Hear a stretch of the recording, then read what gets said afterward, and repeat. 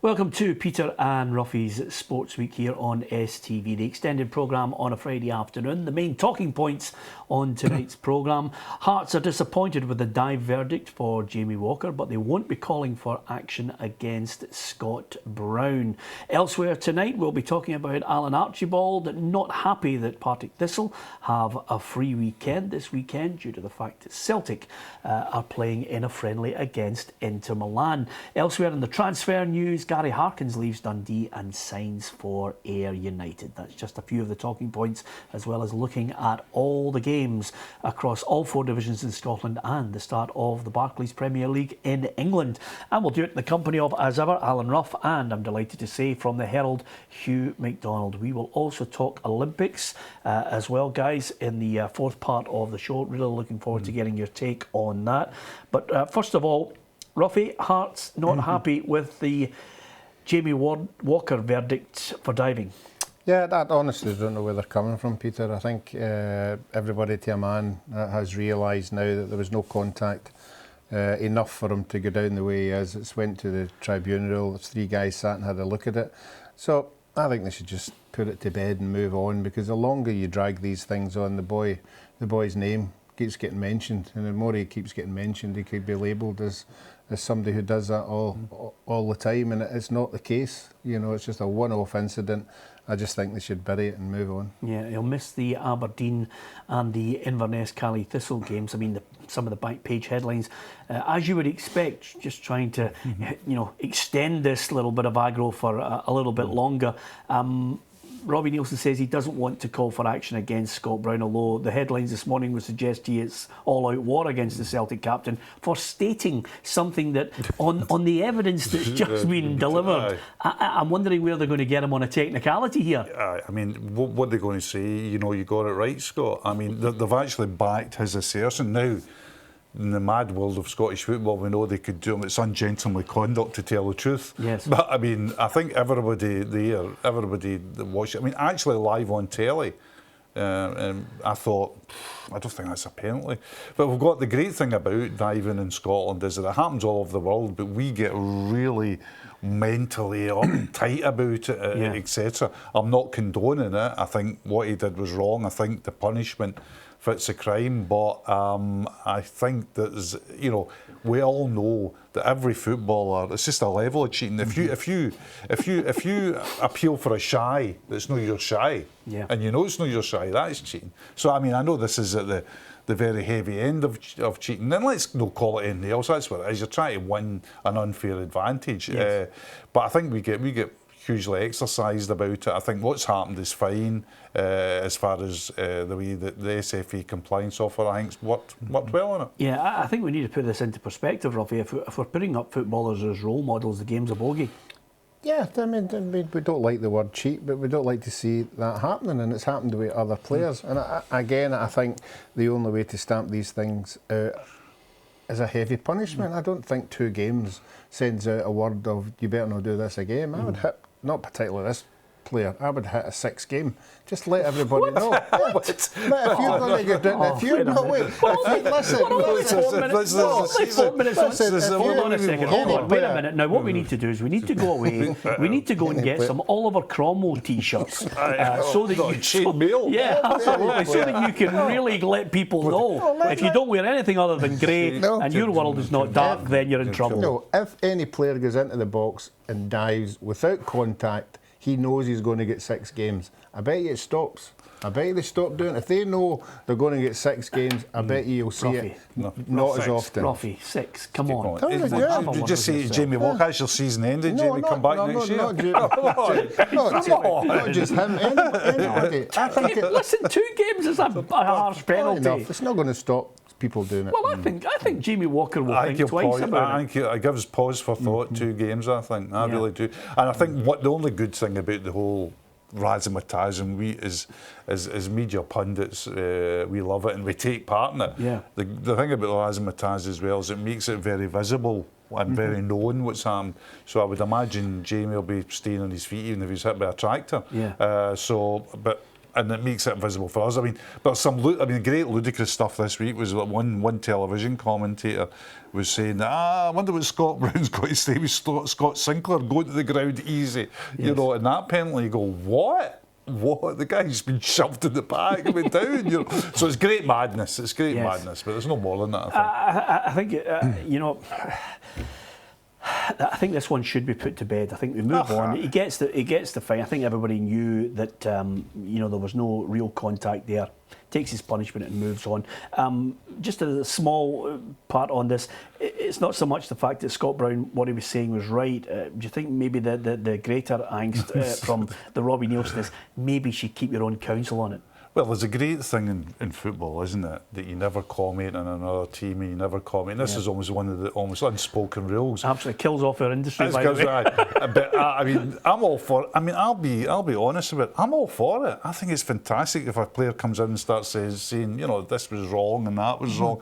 I think it adds to the gaiety of the nation as far as bringing the profile up and getting a great story. I mean, the other thing is what will start is old whataboutery, you know, because you know, what happened? He wasn't saying that when it was John Guidetti. He wasn't saying that when he fell himself and got booked. I'm surprised Robbie's come out because he lit the fuse with the referee. You know, we always train with 10 men. You know, we knew this was going to happen. So, I mean, it's just falling into the same category. And it's after a game, right after a game, maybe they should just have a pause. But I agree with you. I think they should just say whatever they feel like. Okay, the other good thing I was going to say to you is I wonder if you say something on the show that you don't truly believe in, surely a 3-game ban on the show, I'm just wondering if we should be as draconian as Ruffy is at the moment for diving. I think so. I think we should welcome Ruffy back in 2020. You have to remember, I've still got the right to appeal. Yeah. Absolutely, but to whom? Okay, well, listen, we love a story, we love one that can get everybody upset. I thought Alan Archibald's comments on the free weekend for Partick Thistle, he says it was just farcical that this is even allowed to happen. Dare I suggest to you, for people who have a short memory, this happened to appease Celtic, who were in complete control of the league at this time. Is that fair comment, Hugh? Yeah, I mean, and the thing about it is as well, I'll say one thing about this. People keep calling this a meaningless friendly. Of all the things it isn't, it's not meaningless. This will pay Scott Sinclair's wages. It's like saying to you, when you go in and pick up your wages on a Friday, this is a meaningless wage. The reason Celtic are playing this game is to earn money and to earn quite substantial money as well. Yeah, but you say it's you know, it's not a meaningless friendly. It's a meaningless friendly to everybody else in Scottish football. Alan Archibald is saying, why should they be allowed to opt out? Now, I'm saying to you that opt out was part of... Why should they be allowed? Because they voted, the clubs voted for it. That's why you should be allowed. It's as simple as that. I mean, this is not suddenly, this is not like, I mean, we can laugh about jokes. This isn't like Sunday football. Say, I'm not coming out to play tonight. You know, get somebody else, take the white van and pick up somebody else for a game. This is according to the rules. The clubs vote. This is. I always laugh when Doncaster gets slaughtered and the SPFL generally gets slaughtered by managers. You say, wait a minute, this is your league. This is your league. You vote in this. This is why it's happened. It's been allowed to happen. It's been passed. And as far as I'm concerned, you know, I can understand Archie. He wants to, his team's in up to the League Cup anyway. His team's in decent form, wants to play a game, doesn't want to get a backlog of games. I understand that completely. But the idea of why is this allowed to happen? It's not like the Grinch came down and said, "Oh, by the way, Celtic are going to be playing on Saturday in a friendly." Yeah. This is allowed under the rules. Yep, absolutely, Ruffy. So they will complete their Champions Cup matches and net a tidy sum, not just for the Inter Milan game. Yeah, I mean, I agree with you 100%. But from Partick Thistle's point of view, they've got to think of their revenue as well. They've got players to pay, and obviously if there's nothing coming in that week, you know, they've got to think about it as well. But Hugh's right. You know, I always say that once we start the season, when we start bringing up rules, I mean, these rules are put in stone when they all get round the table. Maybe the voting of passing the rules needs to be had a look at. And well, they had the chance to change. They had the chance to change the 11-1, and they blew that as well.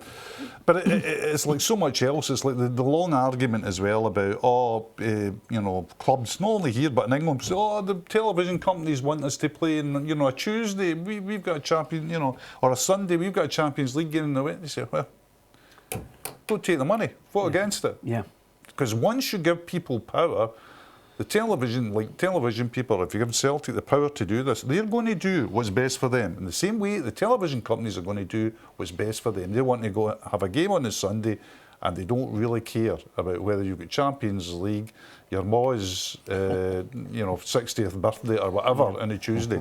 They'll decide. Yep, okay, there you are. It's a rip-snorting start to this show. If it is indeed your mum's 60th birthday, we wish her all the best. Go ahead with the party. It's not called off this weekend. Okay, we'll be back after the break with more 6-game bans and the weekend's football.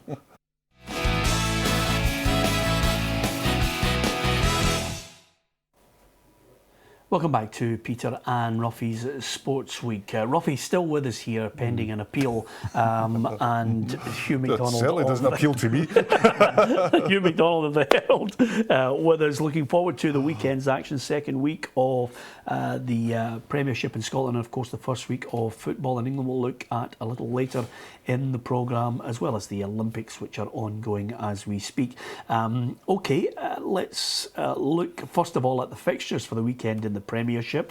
There are some really interesting games, apart from obviously Celtic against Partick Thistle, which is rescheduled for another day.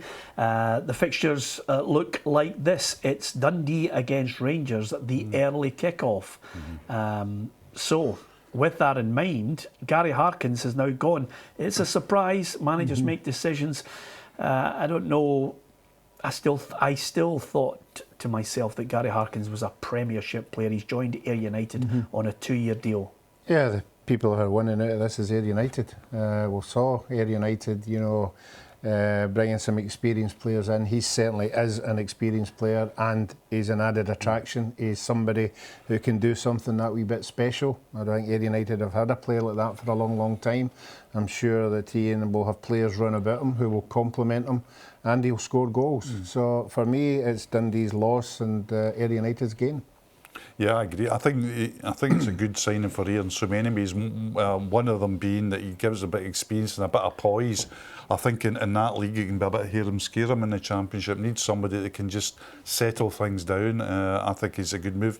Obviously, why he's left Dundee is presumably because Paul Hartley and others think that his mobility, he's not, that league is as we know, is based on pace and energy. He might not have the ability to do that. But I mean, the classic thing with Dundee now is that they've lost Kane Hemmings. It looks as if they're going to lose Greg Stewart, and Harkins goes to Days. But it's opportunities for other ones. That game tomorrow, I'll be interested in looking at Faisal Al-Baktouhi tomorrow. Presumably he'll start now. And that's a fascinating game tomorrow, isn't it? Yeah, it's a huge game, Ruffy. And I think, and I don't mean this to be in any way disrespectful towards Hamilton Accies, but I think that test, this is another step up again. This is a real test of Rangers with a team that are going to get in about them again and maybe be on the front foot a little more than Hamilton Accies.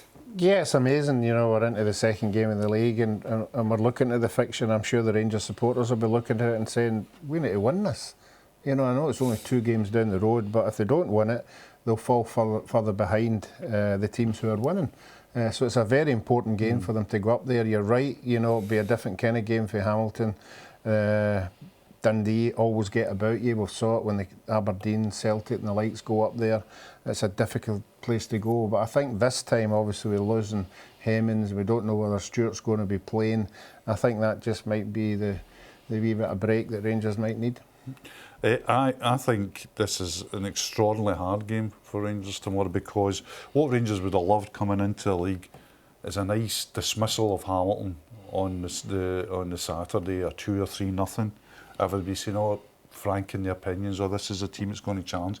You wander up to Dundee for a a early afternoon kick-off, and then you've got a bit of scope. You can draw, you can have a good performance because you've got 3 points in the bank. Everything in football with Rangers and Celtic is a context. And the context is at the moment, oh, wait a minute, are we good enough? There's questions being asked of this team. I thought it was interesting, Warburton saying, oh, that was a big game for us last week and there's an awful lot around it. Yeah. Welcome to the big time, because there's going to be an awful lot around every game for Rangers, and there's a huge amount around it tomorrow. Yeah, if anything, if I could offer even a modicum of sanity on this, you might disagree with me, you might not. It's only week 2, and Rangers have got players who are slowly but surely getting into the groove. Crankjar is a perfect case. So there's a number of players who are going to get used to things. Celtic, if they get into the Champions League, will suddenly have another bit of pressure, and I'm not for a minute suggesting Brendan Rodgers' side will drop the same amount of points as Ronnie Dyla's outfit, but there are highs and lows, there are defeats and victories to come. But as we know in Glasgow, if certain teams win their game and Rangers don't, there's a 5-point gap after 2 games, and that's the way we are here. It's all about the old firm. Hold on, it's the way you are. There's not much call for that sanity stuff in Scottish football. There really isn't. And the idea of, as soon as everything. We joked about last week when Mark Warburton was saying, if we lose 4 or 5 games, the Old Firm game will become irrelevant. You go, whoa, if you lose 4 or 5 games, you'll be down at the brew. Because it's as simple as that. The pressures on these guys at Celtic and Rangers are colossal. You saw that in the aftermath to Rangers. I thought Hamilton played really well. I didn't think Rangers were very poor. I thought Rangers were okay. I think they lacked a bit of pace, they lacked a bit of urgency, but didn't they a long chalk away from being poor. Yeah, well, yesterday I caught up with the Rangers press conference, Mark Warburton. This is what he had to say, the Rangers manager, on the opponents tomorrow. I'm expecting a very tough test. They've gone away to Ross County, had a great first result. I'm sure Paul and the players will be delighted with that. So we know the quality of challenge they'll pose to us, and it'll be a tough place to go to. There's no doubt. We have to prepare well, respect our opponent, and try and deliver the performance as always. But there's no lack of preparation on our part, that's for sure. So he's preparing for the game. The one thing that I thought was interesting about yesterday, listening to the Rangers manager, is the fact that he has to try and, I'm not saying preach this to the Rangers fans because they're aware that money's not in huge amounts. I think Ruffy was banging on last night about the fact, well, where's the 30 million? But he has to deal with the reality, and it's quite simply, if he's looking for 1 or 2 other players, he's going to have to try and get them in on a loan or a very small transfer fee and hope he gets value for money. I think the greater pressure for Mark Warburton is he can't afford to sign a passenger. Yeah, and he's obviously he's already spent big money budget-wise, because Cranchard and Joey Barton, they'll be on really sizable. You're talking millions here in salary. As simple as that. So a huge amount of his budget is gone. I think he's got to just invest the team with a bit of pace, Peter. Honestly, and I think he's got to look at sometimes what he's got at the moment and say to himself, well, do you know what? I think Halliday, playing him wide left or playing him, as a wide player might not be the thing to do. Go for somebody like Forrester, go for somebody, even O'Halloran. Bring a bit of peace and urgency into the team. I really believe that's what they need. Well, I'm glad you said that, because obviously Michael O'Halloran was speaking yesterday, and the desire for him is just to get a regular spot in that team. That's brilliant. I think at a big club, that's what your company expect, and everybody wants to play and everybody's fighting for jersey. Obviously, we've got a lot bigger squad compared to last season, which I think is needed as well. Like we're going for 3 trophies as well. So, and boys will drop out with injury as well. So it's important that you've got good strength and depth, and we've certainly got that, and it's good for competition. Yeah. I think he's got a huge part to play for Rangers this season. Well, when they bought him, it was looked upon as a real coup. He was having a real good time at St Johnstone. He played so well at Ibrox, and he was, really central to a big defeat for Rangers. So I think he's got a part to play because he's quick, and you can go on about everything in football, but Raphael knows this. Pace is so vital, especially in the modern game now. pace is so vital. You saw that with Celtic in midweek there against Motherwell. What Rodgers has done is changed the dynamic of that team. He's went for pace in that team, and it's a changed team. And I just think Rangers, that if somebody said to me the one thing the Rangers should change, I would say urgency. Okay, who do you think is going to win it? I'm going to sit in the fence. I honestly believe it's going to be a draw. Ruffy? Yeah, I think Rangers will nick it by the odd goal. Okay, you can give us your view at Peter and Ruffy on Twitter and facebook.com/Peter and Ruffy as well, and we'll read out your messages a little later on in the programme. From Dundee Rangers, which is of course the early kick-off, there's some tasty ones. Aberdeen against Hearts as well is a good one, because Hearts midweek shunted out of the cup. I still think, I don't think there'll be too much unrest. A lot of people making that story about Robbie Nielsen and his management and things like that. Robbie's just got to settle his side and try and build on what they achieved last season. Yeah, and I never saw them in the League Cup, but I watched every minute of the game last week, and I thought Hearts looked decent against Celtic. I think Tony Watt looked very promising. Yeah. And Watt and Salmon looked like a combination that can cause the defence's problems. But of course, they've got a difficult start of the season. They're out of the League Cup, defeated in a whirl of controversy against Celtic. And this is Aberdeen's a big game, because Aberdeen and Hearts will be looking at each other as, at the very least, European rivals. Yeah, okay. There are 3 other games taking place in the Premiership tomorrow. We'll look at them and maybe ask the question, are one of these teams on the verge of administration? It was a story that certainly sent a shiver down my spine, and a few others in Scottish football.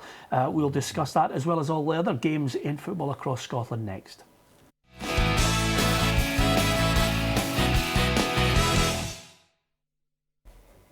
Welcome back to Peter and Ruffy's Sports Week. We're looking ahead to the weekend football. Of course, players on the move in this month as ever, right up until the end of August. Greg Stewart leaving Dundee, going to Birmingham City in a deal worth about £500,000 to the Dens Park Club elsewhere. Gary Harkins out of Dundee to Ayr United on a 2-year deal. Premiership games we were talking about beforehand. There's no Celtic against Partick Thistle. Aberdeen are taking on Hearts. Dundee Rangers is the early kick-off. Hamilton against Kilmarnock is a howitzer. If you have a team at a newspaper and you say, okay, where is the story tomorrow? It's at New Douglas Park, Hugh. Yeah, and that's in a day where there's a Highland derby, Aberdeen v Hearts, Rangers going up to Dens Park. There's so much of a backstory to Hamilton v Kilmarnock, not least because if you did a straw poll of all journalists and asked who would be likely to go down, Hamilton and Kilmarnock would be pretty near the top. So Hamilton have started well, no denying that. Kilmarnock haven't, no denying that. So much swirling about in the background over, boardroom struggles, fans not happy, manager bringing in an influx of players. The whole soap opera is there for tomorrow. Yep, it is indeed. And I think the big question, Ruffy, is, Lee Clark, he's got his own players in. I cannot see anybody having a knee-jerk reaction, so early on. But Kilmarnock are one of those clubs that are struggling to get the support behind them. There's unrest in that boardroom, as Hugh mentioned, as well. And a manager that's still to convince everybody that what he's doing is on the right path. Yeah, and with all that thrown in, it just puts added pressure on the players on the park, because as soon as things don't go well, all these things come together, and the fans then vent their feeling, and the players stop playing, and generally you end up getting beat, and going to Hamilton, and we know Hamilton, they had a bad result in midweek there, but they fight and they scrap, and particularly at home, and so I think Kilmarnock are in for a really difficult day tomorrow. Who's winning it? I'm going to go for Hamilton. So am I. Okay, interesting times. What about the Highland Derby? Roy McGregor, I've got a lot of time for the Ross County chairman. That's a club without any debt, so we can rule them out of this story that we were talking about before the break. Inverness, Richie Foran, I think, is still to try and find his feet, but the Premier League is an unforgiving league. It doesn't give you a lot of time. No, but he had a very good League Cup. The early part of the League Cup at least, and he put down his own marker there. This is, I think Richie Thorne will be okay, and I think Inverness will be okay as well. I think there'll be ups and downs. I think Ross County have had an iffy start to the season, certainly in League Cup terms. And you get knocked out of a group by Alloa, who are the story, I would say, of the season so far. But I think tomorrow, I don't think anything dramatic in terms of long term that's going to happen to the two managers of the two teams. So I think those two teams will be safe this season. It's great. We're only in week 2 and already saying he'll be safe. Ruffy, who's winning that one? I'm going to go for Ross County. I've already said I think Inverness will be in the bottom 3 for most of the season. Oh, there you are. I think they may be a bit better than that, but I think I agree with you. I don't think they've got the firepower for a top 6. Okay, if we're talking about the story now, I'll touch on it now only because we're coming to Motherwell against St Johnstone. When I read the story with I think Brian Jackson, who was part of the administrators with various clubs who were in difficulty over the last 10 years, when the independent report, I think the BDO looking at clubs and their financial state, when the report came out, and I read it this morning saying that one club admitted that they could be on the verge of administration, it sent alarm bells off again in my head, thinking, who could it be? I'm not for a minute suggesting it's Motherwell, but what I would say to you is, now that it's a fan-owned club, the sale of Marvin Johnson will just nicely keep them in a good safety zone. There's not a lot of money about. Kilmarnock equally, with their unrest, you would look and say, And McGuinness might be their saviour. Yes. Gilsean. The equation is really simple. I mean, and Mark McGee, I think, who's very reasonable on all these things. He doesn't shout, "Oh, they're not giving me money." And that. He knows the score, and I think the score would be that if Motherwell did, got a top 6, a decent wee cup run, have to sell a player every year. Have to sell a player for good money every year. Johnson obviously is the player that will go. I think that is a great season for Motherwell, and that is another season to survive.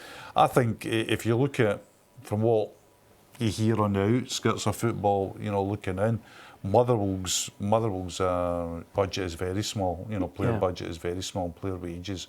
I mean, I think Mark alluded to it in this programme last week that teams that he thought would be similar to him were paying players much more than he could afford. But I think they'll be all right financially. Yeah, I think they're in safe hands with a manager like Mark McGee to guide them through any stormy waters financially. Yeah, I think Mark's come out and he's laid everything on the table. The budget has been spent. I just have to get on with what I've got. If I can wheel and deal with no money involved, then that's the way I'm going to have to do it. So I would like to think that Motherwell's not the team you're talking about, but in the process of elimination, I would say Kilmarnock. If you look down, I mean, Dundee, Rangers are okay, Aberdeen are okay, Hearts are okay, Partick Thistle are debt-free, Celtic are okay, Hamilton run their business very well, Ross County have an owner who is very generous. At Johnson just go along. Motherwell, as Hughes touched on it, so you get Inverness and Kilmarnock, so take your pick. Okay then, and that's our competition. With a positive and a dark note. Anyway, let's show you the fixtures for the Premiership. This is what you've got to look forward to as far as Saturday afternoon is concerned. Dundee Rangers, the 12:15 kick-off. Aberdeen Hearts, Hamilton Kilmarnock, Inverness, Ross County, that Highland Derby, and Motherwell against St Johnstone. Okay guys, before we finish this part of the programme, let's look towards Hibernian. It was a shocking midweek for him, and I love Neil Lennon for throwing out the grenade, which is basically I'm having a rethink about some of the players that I maybe thought could contribute here. I laughed or chortled when I heard that some of the Hibernian players were saying, he gave us both barrels. I bet he did. I mean, it's a hugely important season for Hibernian. People are forgetting that they're a long time in that division, and every year they're in that division, the financial situation takes another hit. So I would say, this is a must season to get out. There might have been excuses before. There can be none now. It's a very tough league. Lenny will know all of this, and I would expect him to be very fired up tomorrow. But I think this is... The Championship's an extraordinary league. I think you can make a case of 3 or 4 teams in that division. Yeah, I think the Hibs players are going to get a wee rude awakening. I think Alan Stubbs was a very, very good manager, but he protected his players. You never heard Alan criticising his team, even in defeat, you know. But Neil's gone in there, you know, he knows that this is not only a big year for Hibs, it's a big year for him as well. He needs to get back on the winning trail. So I think a lot of the players who maybe were there, who thought they were on a wee comfort zone, have now got a rude awakening that things have to change. Yeah, okay. In that division, I think we've all kind of plumped for Hibs to win it.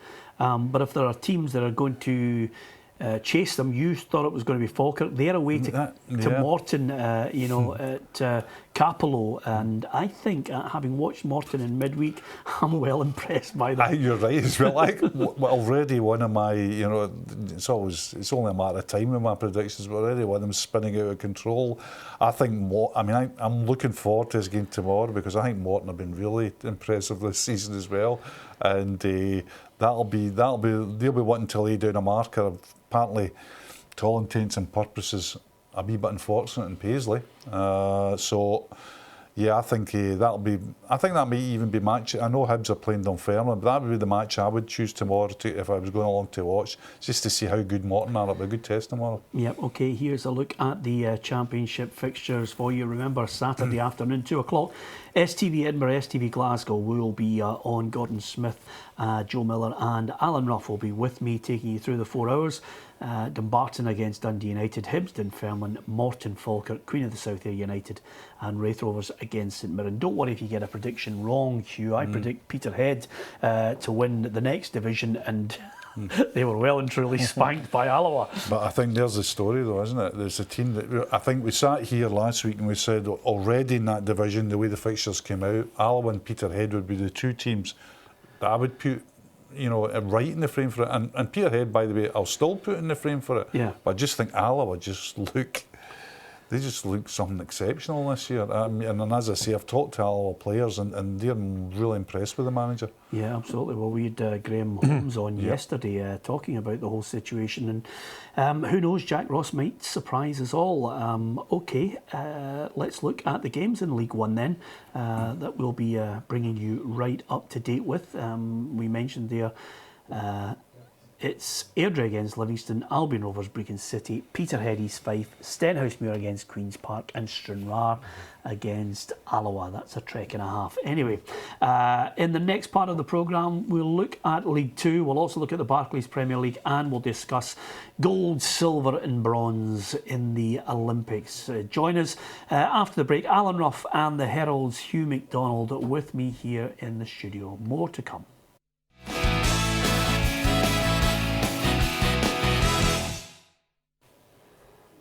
Welcome back to Peter and Ruffy's Sports Week. As ever on a Friday, it's an extended programme on STV Edinburgh, STV Glasgow, and delighted that Hugh McDonald of the Herald joins us in the studio to talk football, and of course we'll talk Olympics as well before we finish the programme.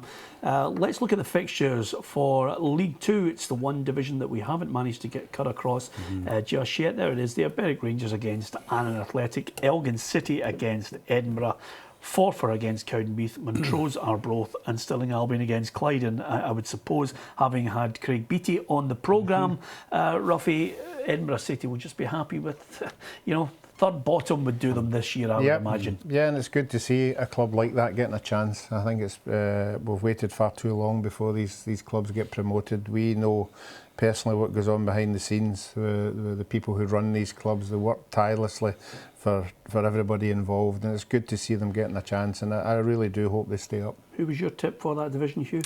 I can't even remember. Clyde, I think. Yeah. I thought Annan would do all right as well, but I think I would stick with it. I just think that's a hugely difficult division because there's not much between budgets and between teams and that. No. I'd be keen to see Edinburgh City do quite well because I agree with Ruffy. I really think that the pyramid system's the way forward for Scottish football. You've got to give other teams the chance to do what they want with their operation. Yep. Well, if you're talking about the Prince and the Pauper, then it almost certainly relates to Scottish football in relation to English football. The Barclays Premier League is back tomorrow, and I think the millions that are on show, I think they're looking at £1 billion being spent before this window closes, which just shows you the gulf, not only for Scottish football, Hugh, for European football. Yeah, the spending there will far outstrip. I mean, and this week there's been sort of noises from clubs in La Liga saying that we just can't compete. But also they're saying this publicly, but privately they're bumping up the prices as well. I mean, you've got strikers going to Swansea for 13, 14, 15 million pounds. But the level of the money is almost unthinkable. It's almost unthinkable. Like, the £100 million for finishing bottom.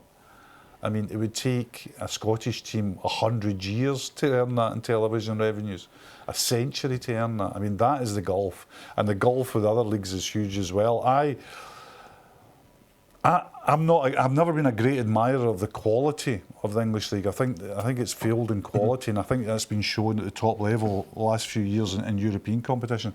But you can't beat it for hype, for excitement, for soap opera. You just can't beat it. We're about to find out if it's been a lack of quality in the managers or overall playing the style of it. We're about to find that out in European football, because you're talking about some of the top managers from Europe are now in the Barclays Premier League. Will Mourinho be able to build a side?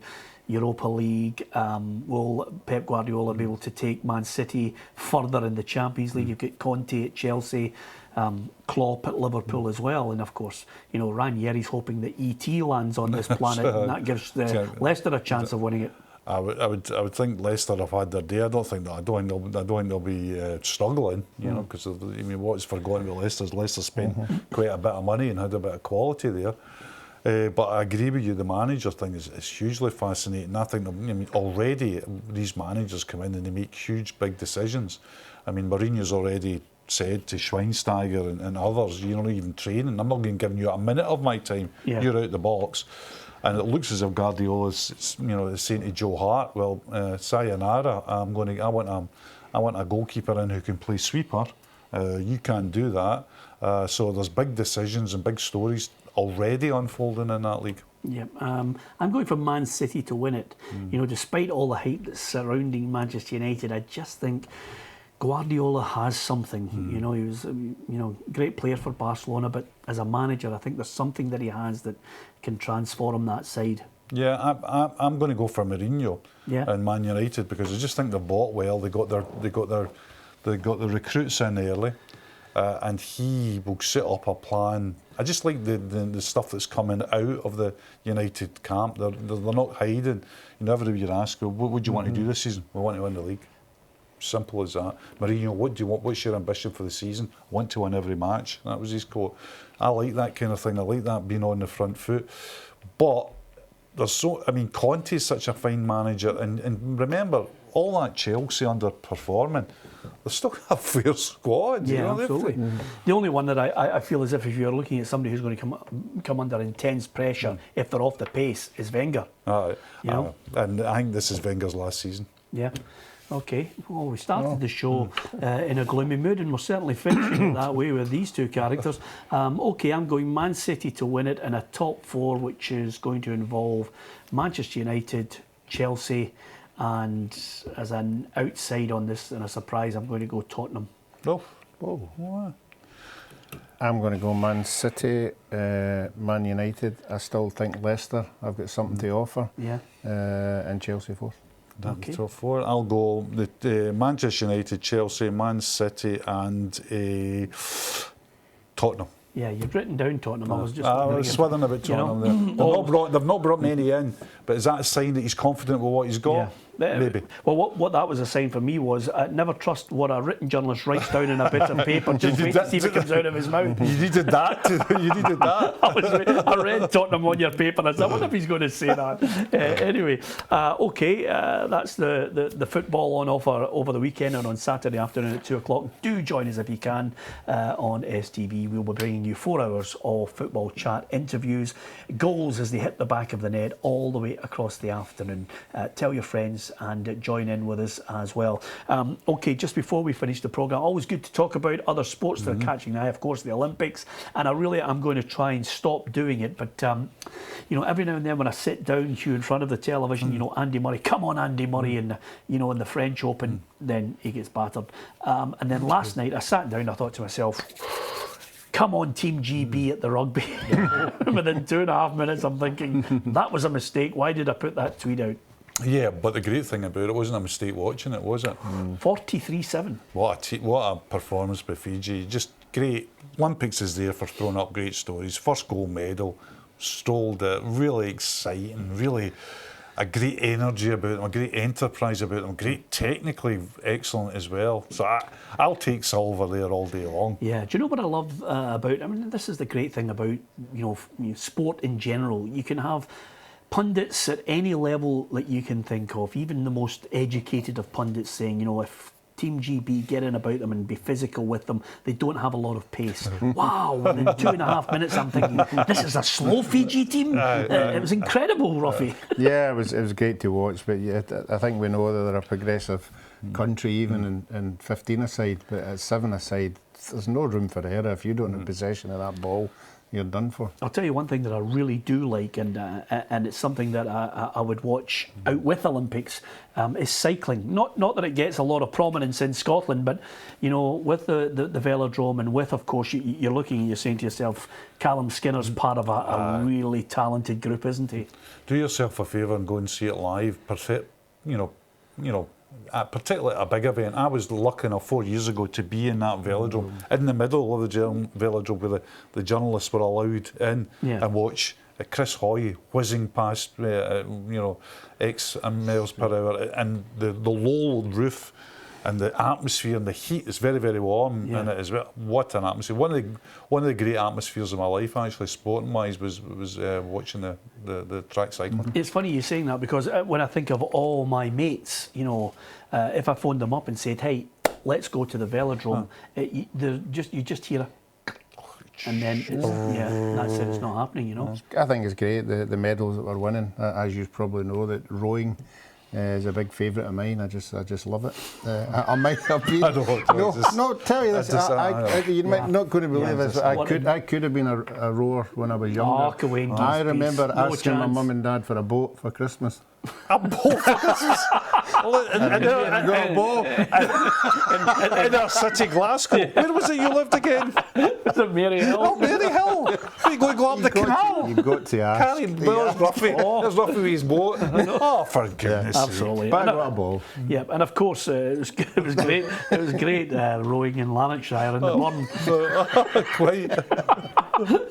Ruffy, have on with yourself. Although I must admit, I'm not being in any way disparaging about the people who are winning, because I think there's a tremendous feel-good factor about it. I do like watching the rowing. I'm certainly delighted that Catherine Granger managed to get a silver again. I thought the perfect story was the gold 4 years ago, but still finished off with a silver medal, and and passes on experience, which I think is key to other rowers. Yeah, and again, the thing I like about Hugh, would know this more than me, the thing I like is the appreciation when somebody loses. But nobody ever gets slaughtered. Absolutely, yeah. We can't. We're not going to Welcome back to Peter and Ruffy's rowing week. That's for certain. Nevertheless, we are right behind Team GB. Let's hope we'll get more medals. Join us tomorrow if you can on Peter and Ruffy's football show on STV. It starts at 2 o'clock. Hugh and I are away to discuss what kind of penalty we're handing out to Ruffy and whether he'll be on the show tomorrow.